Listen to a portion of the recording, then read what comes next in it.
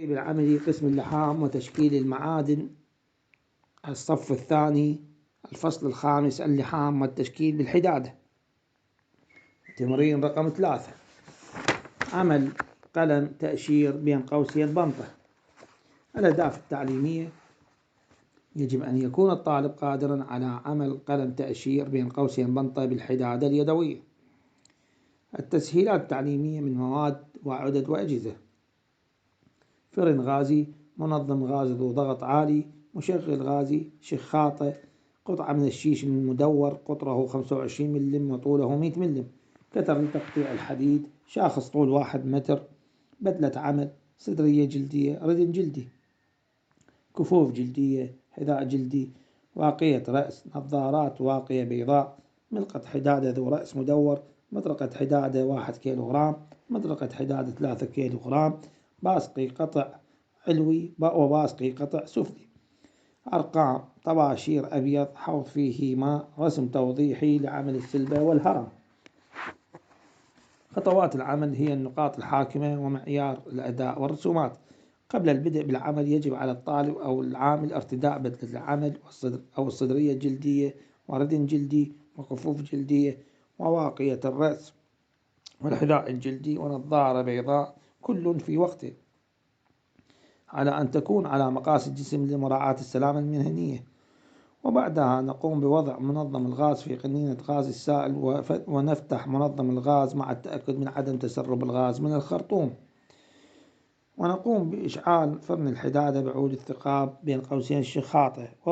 ويجب غلق باب الفرن لغرض التسخين على أن يكون أنبوب التنفيس مفتوح.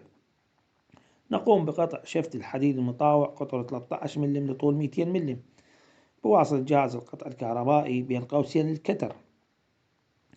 ونحدد بالطباشير قياس 50 ملم لتحديد طول السلبة وتأشير مكان الطرق. وبعدها نقوم بوضع القطعة في الكور باستخدام الشاخص لوضعها داخل الكور لغرض تسخينها إلى درجة الإحمرار 750 درجة مئوية. نسحب القطعة إلى باب الكور بواسطة الشاخص، وبعد التأكد من إحمرارها نقوم بإخراجها بواسطة الملقط ذو الرأس الدائري على أن يكون المسك بإحكام وقوة مراعاة للسلامة المهنية. نقوم بالطرق على القطعة بالمكان المؤشر باستخدام مطرقة 2 كيلوغرام وهي على سطح السندان لعدة مرات سريعة وبصورة مسلوبة.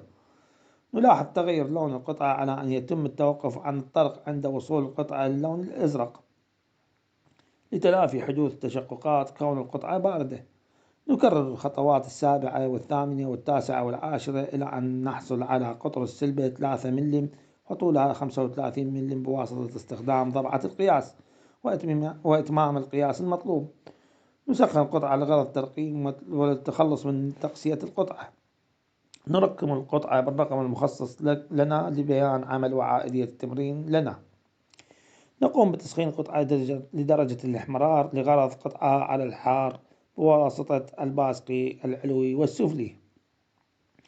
نقوم بقطع التمرين بوضع القطعة على الباسقي السفلي والباسقي العلوي مع الطرق بقوة باستخدام مطرقة على الباسقي العلوي. لغرض قطع التمرين على أن يتم استعانة بشخص ثاني لغرض القطع، أما للطرق أو المسك القطعة بالملقط نبرد القطعة في حوض الماء على أن تخرج القطعة من الحوض حالة بخار الماء من الظهور. نقوم بغلق منظم الغاز مع رفع المنظم من القنينة. نقوم بوضع العدد والأدوات والآلات المستخدمة في عملنا إلى مكانها المخصص. ننظف موقع العمل مع التأكد من غلق كل الصمامات والكهربائيات العادة إلى الأجهزة المستخدمة لمراعاة السلامة المهنية.